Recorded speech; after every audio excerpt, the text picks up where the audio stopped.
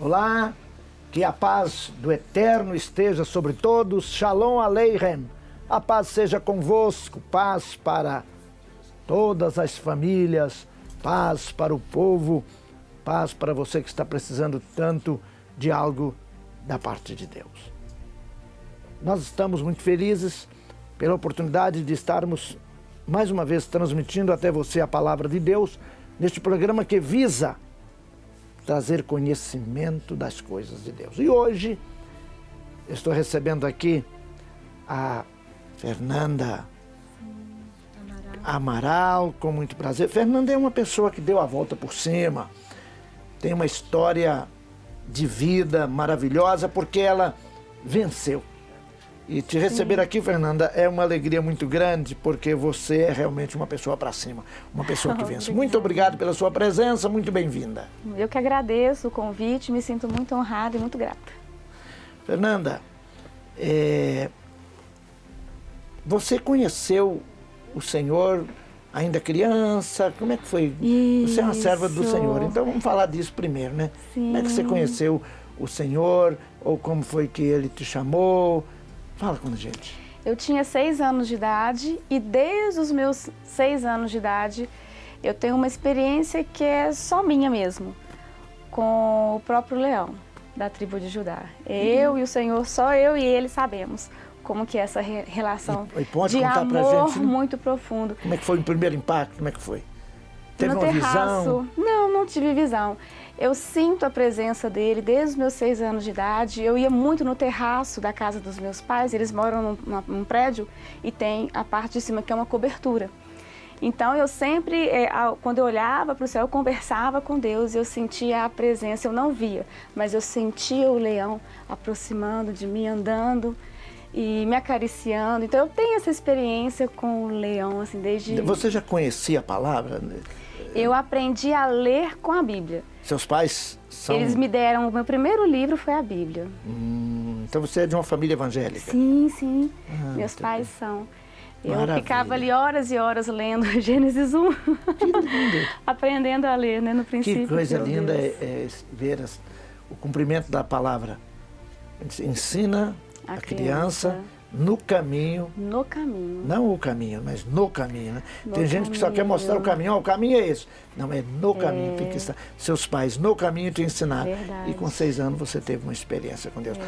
E então, você com 6 anos e na adolescência, como é que foi seu viver? Na com Deus? adolescência, eu tive as minhas fases de rebeldia, né? As minhas fases. Criados no Evangelho sempre tem algumas coisas assim. E minha mãe muito assim, intercessora por mim, meu pai também. Então eu tive uma experiência assim, de reencontrar, voltar ao primeiro amor aos 17 anos. E foi ali que eu conheci o meu marido, né, o Dinho, no acampamento da igreja, na Companhia ID. Ele tocava baixo, eu dançava na época. Era no grupo... Companhia ID. Companhia ID. Era um grupo de evangelismo. A gente viajava o Brasil e também para fora Esse do grupo Brasil. era da Lagoinha, não? Sim. Ah, da Lagoinha. Sim. E na época era o pastor Jonas, né? Pastor Jonas, Pastor meu Jonas, amigo. Muito. Sim. E aos 20 anos eu me casei, né? Sim. E já casei, engravidei, desmamei o Luiz, engravidei de novo. E aos 22 anos, quase 23, eu já tinha ali 2 filhos. Maravilha. E foi uma experiência assim... Como chamam seus 2 filhos? É o Luiz Henrique, o mais velho, né? Sim. E o Nicolas. E o Nicolas. É muito bom. Eu vou fazer uma colocação aqui, porque é interessante. Você diz assim, eu me casei e me engravidei. Não é? Isso é muito bonito. Sim, porque a maternidade. A maternidade. Não, e isso... E às vezes a pessoa fala assim, eu me engravidei e me casei, Sim. né? Deus preza isto, isso é muito Sim, bonito. Verdade. Quando vê as moças, elas ficam na presença de Deus, casam e então se engravidam. É assim que a Bíblia ensina. Só para falar o que nós pensamos, né? Sim, e na verdade, assim, é lindo, mas quem tem o poder de dar a vida é Deus, né? É o Senhor, que também é lindo. Que é lindo, né? maravilhoso. Ele... Bom, e o que aconteceu? E aí eu fui casada durante 12 anos. E no ano de 2011, meu marido me deixou no trabalho, deixou os nossos filhos no colégio. E ele foi para Juiz de Fora. Então, perto de Barbacena, teve um acidente e a Polícia Rodoviária Federal sinalizou para ele parar e ele parou. Porém, veio um caminhão em alta velocidade, colidiu na traseira do carro dele, arrastou 85 metros, ele ficou preso entre as ferragens. Ele ficaria vivo sem as pernas, porém o carro pegou fogo. Então, ele morreu carbonizado. E eu recebi a notícia lá no quartel, na época eu trabalhava no Exército Brasileiro. Tinha acabado de me incorporar às Forças Armadas. E eu recebi o recado ali na frente do coronel, do tenente. E eu lembro que quando eu recebi a notícia, eu perdi o chão. Mas ao mesmo tempo eu lembrei o que os meus pais me ensinaram na infância. Sim. Em tudo dai graças. Aí eu me ajoelhei na frente das autoridades, no CPOR, ali na guarda. E eu comecei a agradecer a Deus pelos 12 anos que eu tive meu marido. Foi fácil? Não, foi uma decisão. Foi uma decisão, eu decidi, né? Eu aprendi porque eu tive uma raiva muito grande. Eu perdi o chão e tive raiva. E eu falei, eu decido agradecer. E agradeci pelos 10 anos que ele foi pai do Luiz e os 8 anos que ele foi pai do Nicolas. Porém, quando eu soube de como foi a tragédia, me veio um ódio muito grande, que é parte minha, né? Eu sou humano, me veio um ódio muito grande. E eu lembrei... Ódio, vontade de matar o caminhoneiro, porque ele provocou. Sim. Eu até tinha acabado de aprender a dar tiro de fuzil, olhei pro fuzil, entendi. Aprendi a dar tiro de fuzil, a manusear o fuzil para matar esse homem. Eu tive ódio dentro de mim, o ódio gritou, né? E ao mesmo tempo eu lembrei do que eu aprendi na infância. Ensina, criança. Perdoar 70 vezes 7. Então naquele momento foi desafiador, não foi uma emoção, foi uma decisão. Aí eu me ajoelhei de novo, nem me importei com as autoridades que estavam ali.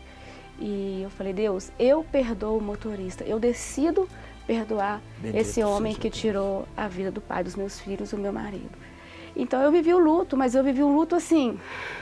Na presença do Eterno. Leve. O leão que manifestou para você, o leão da tribo de Judá, o Jesus, o Yeshua Hamashia, né? Leão da tribo de Judá. Lá no terraço, lindo. quando você 6 anos, naquele momento veio e te afagou, né? E é interessante que hoje eu tenho 2 projetos com criança e com mulheres e o foco é a volta de Yeshua.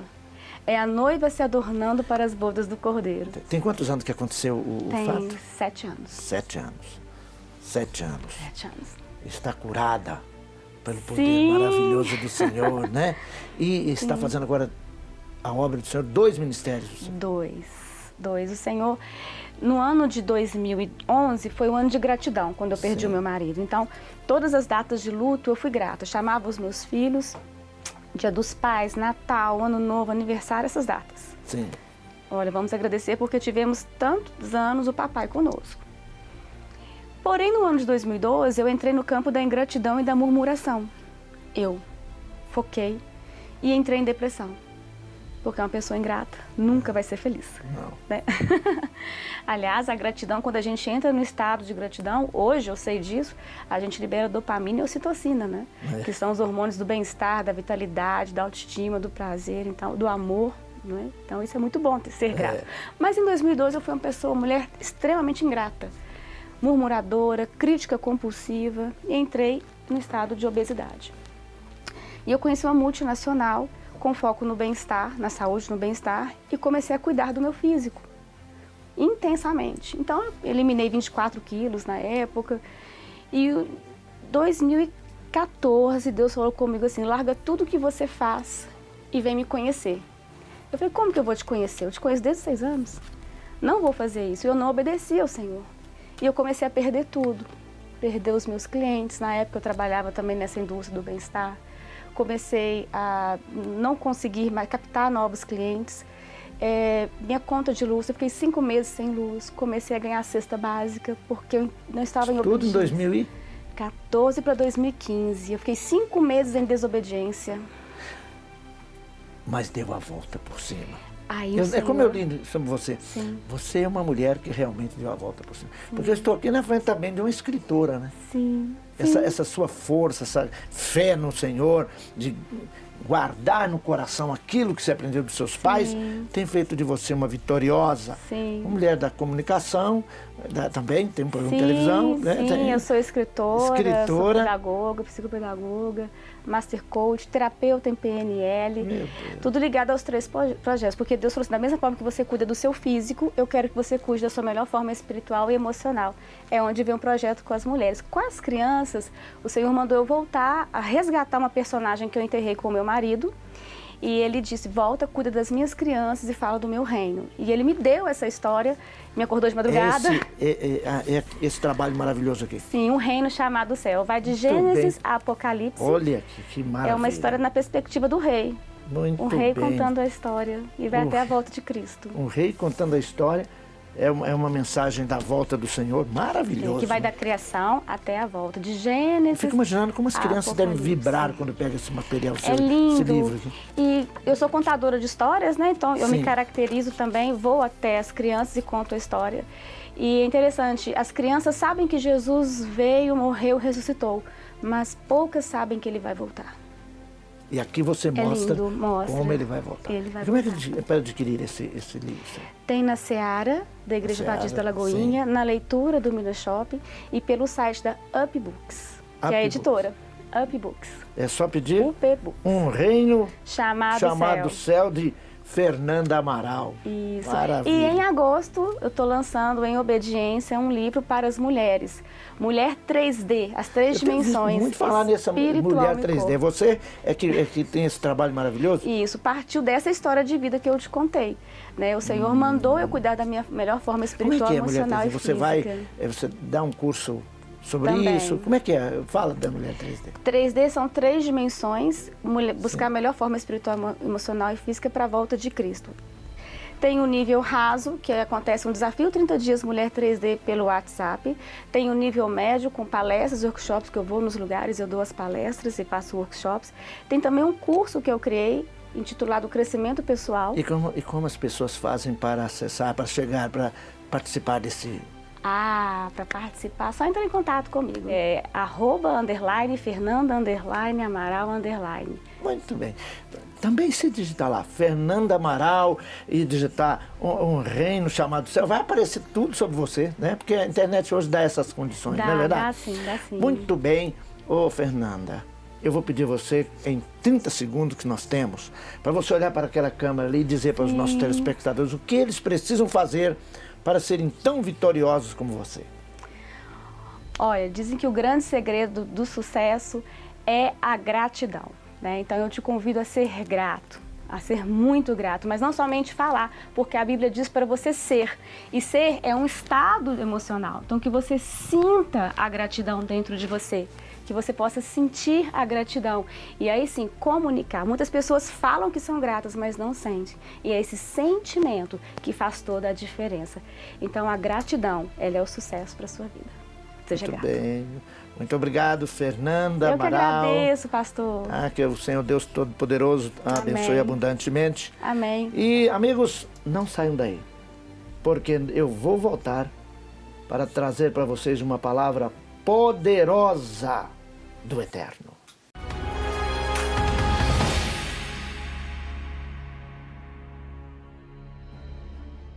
Muito bem, voltamos com a palavra de Deus, viva e eficaz, mais penetrante que uma espada de 2 gumes, que vai até a divisão da alma e do espírito, fazendo-nos discernir a vontade de Deus. Se você quer ser uma pessoa feliz, passe a meditar na palavra. Nós estamos olhando o livro de Ezequiel. Ezequiel, ele plantou, de certa forma, uma grande sementeira das mensagens apocalípticas. Claro que temos em toda a Bíblia, tem uma mensagem do fim dos tempos, que começa lá em Gênesis, né? Toda a Bíblia, ela tem uma mensagem apocalíptica, uma mensagem que aponta para o fim. Enfim, lá no Gênesis começa Bereshit, que é no princípio, né? Quando você lê Bereshit, você já vê o fim. Tem muitas parashotes, na divisão da Torá. A Torá é dividida em 25 porções chamadas parashiotes, ou cada uma se chama parashá. Em algumas delas enfoca o fim. O José já preparava as suas palavras, já mostrando algumas coisas, falando para os seus irmãos, apontando para o fim. Enfim, a Bíblia fala do fim. É um trocadilho, né? Mas Ezequiel, ele trouxe uma mensagem apocalíptica poderosíssima, porque ele recebeu algo de Deus tão forte que até impactou os sábios judeus, que ao longo de anos eles tinham dificuldade em entender o que Ezequiel estava dizendo. Ezequiel trouxe umas mensagens dramáticas, trazendo símbolos muito fortes. Ele usou expressões fortes e os sábios judeus, os eruditos judeus, alguns tinham dificuldades de assimilar, de compreender, de aceitar. Mas na medida que foi orando, o Espírito de Deus foi mostrando a grandeza das profecias de Ezequiel. E hoje o livro de Ezequiel é aceito plenamente, não tem nenhum problema, tanto as igrejas, quanto também dentro da comunidade judaica. Por exemplo, todos os sábados, quando na sinagoga se estuda a Torá, se estuda também Ezequiel, nada menos do que durante 10 sábados durante o ano, 10 porções, 10 partes do livro de Ezequiel são estudados nas sinagogas judaicas pela manhã. E eu gosto de falar disso porque o nosso Salvador, Yeshua, o Mashiach, ele estava todos os sábados na sinagoga, era costume dele, sabia disso? Era costume dele, e ele não era qualquer um não. Tem gente que pensa que Yeshua era assim, uma pessoa que os judeus não gostavam dele de jeito nenhum, e que ele era desprezado totalmente. Eles reconheciam a grandeza de Yeshua. Yeshua era foi um Messias, um rabino muito conceituado. Como é que eu sei disso? É porque a Bíblia registra que ele pregava todos os sábados, ele estava pregando nas sinagogas. Ele ia nas sinagogas para ensinar. E é claro que eles não iam aceitar uma pessoa qualquer. Ele só subia lá para falar e ensinar a Torá, porque ele era reconhecido como o quê? Reconhecido como um homem sábio, um mestre. Quem ele era? O Messias. Mas eles não sabiam que ele era o Messias, mas chamavam de Rabone, mestre, ou mestre. E ele, quando chegava com seus discípulos, ele era respeitado, seus discípulos ao redor dele, porque era costume, os rabinos tinham seus discípulos, só Yeshua que tinha os seus discípulos, só que Yeshua destacava. Estou dizendo isso porque é muito importante a gente saber que ele era um rabino reconhecido, principalmente na região da Galileia, onde ele pregava em todas as sinagogas da Galileia. Mas o Ezequiel trouxe para uma mensagem que mexeu com toda a teologia, com todo a Midrash, que é o estudo, todo o Midrash da nossa querida Israel. Os sábios judeus, aqueles homens que todos os sábados estavam ensinando, e também nas escolas ensinando, eles debruçaram sobre o livro de Ezequiel e viu que ele estava apontando para quê? Ele prediz o tempo do Messias. A profecia de Ezequiel, o livro de Ezequiel, aponta para o tempo do governo do Messias, o governo messiânico.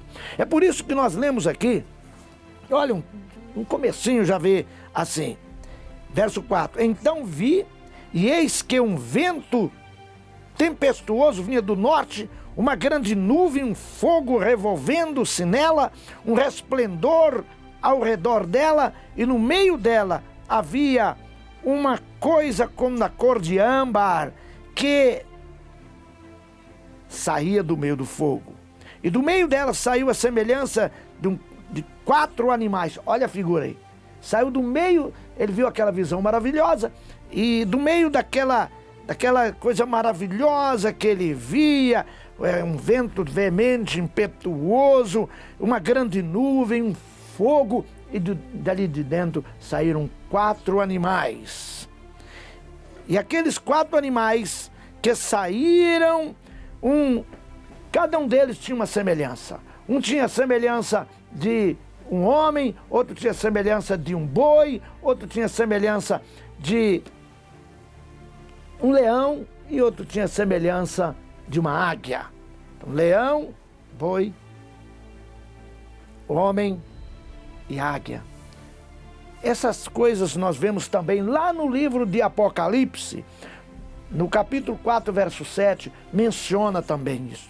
Então Ezequiel, ele traz uma profecia, ele entrega uma profecia, ele profetiza, apontando para o tempo final. Que é muito importante a gente saber que ele estava na Babilônia profetizando um tempo do fim. Não, ele não estava só falando do retorno de do povo de Jerusalém, o povo de Israel para Jerusalém, ou do povo de Israel para a terra de Israel, o povo que estava na Babilônia. Ele não estava falando só desse retorno, ele falou desse retorno. Falou da destruição de Jerusalém, porque quando ele foi levado para lá, Jerusalém ainda não tinha sido destruída. Ele falou, olha, vai ser destruída. Ele teve muitas coisas de Deus. Por exemplo, Deus usou Ezequiel para ensinar de forma didática. Ele tinha uma didática de ensino, ele tinha uma forma de ensinar maravilhosa. Deus falou, faz uma maquete de Jerusalém, faz uma cidadezinha pequena de Jerusalém. E ele fez. Faz um muro ao redor, cerca, põe umas cercas ao redor. E diz ao povo assim, Jerusalém será cercada pelos inimigos. Agora, faz um buraco na sua casa. Faz um buraco na sua casa, sai correndo. Pega suas coisas e sai por esse buraco. Na vista de todo o povo. Quando eles perguntar o que é isso, você fala assim, o povo sairá correndo de Jerusalém. Cada um vai sair correndo de Jerusalém. Ele profetizou isso. E tudo isso aconteceu. Mas ele não profetizou somente isso. Ele profetizou também a volta do povo, que aconteceu logo depois, alguns anos depois, através de Neemias, Esdras e Zorobabel. Mas ele profetizou também a construção do terceiro templo. E ele profetizou também os males que iriam vir sobre o mundo. E ele profetizou a vitória final do povo. Então Ezequiel, ele fala de quê? Do reino de Sião, o reino de Sião sobre toda a terra. Ezequiel, gente, ele fala do reino de Israel sobre toda a terra. Reino de Israel sobre toda a terra? Isso é meio estranho dentro do contexto da igreja. Porque há uma ideia de que Israel acabou, passou, mas não passou não. O Eterno prometeu que Israel teria um domínio. Como? Não um domínio humano somente, mas um domínio sob o governo do Mashiach. A palavra de Deus diz que o Messias, quando assumir o governo, ele vai reinar em toda a terra. Alguns estudiosos e os rabinos que não aceitam Yeshua como Senhor, dizem assim, mas Yeshua não pode ser o Messias, porque ele morreu, o Messias não pode morrer. Mas também toda a Escritura diz que o Messias padeceria. E é corrente dentro da comunidade judaica, entre os estudiosos, que o Messias, ele viria de duas maneiras, que ele viria como Messias sofredor e como Messias filho de Ben Davi, filho de Davi. Portanto, Yeshua, Jesus, ele morreu como Messias sofredor. Ele veio para padecer por nós. Uma figura que nós temos dele é de José no Egito. Ele veio e ele, o Senhor, morreu por nós, padeceu por nós, mas ressuscitou. Figurado lá em José que, figuradamente, José morreu. Jacó pensava que José tinha morrido. Mas José teve como que uma ressurreição, saiu de dentro da cadeia, daquele porão sujo onde estava preso, para ir assentar no trono do Egito, o segundo trono, sendo o vice-rei do Egito. Assim o nosso Salvador morreu, ressuscitou e está à direita do Pai Celestial, governando, preparando como rei, mas aguardando o momento que voltará para assumir o seu governo de 1000 anos nessa terra. E quando ele vier, quando o Senhor voltar, ele não vai voltar como um Messias sofredor. Ele virá como? Eis o leão da tribo de Judá, ou seja, eis aí o rei dos judeus. Leão da tribo de Judá quer dizer o rei dos judeus. Expressão essa que foi escrita sobre a cruz do Senhor, sobre a cabeça do Senhor, na cruz. Yeshua Nazareno, rei dos judeus. Meus amigos, tem muita coisa para falar do livro de Ezequiel. Mas isto que nós estamos falando aqui é uma introdução. Eu quero voltar várias vezes, tem muitas coisas para nós caminharmos juntos.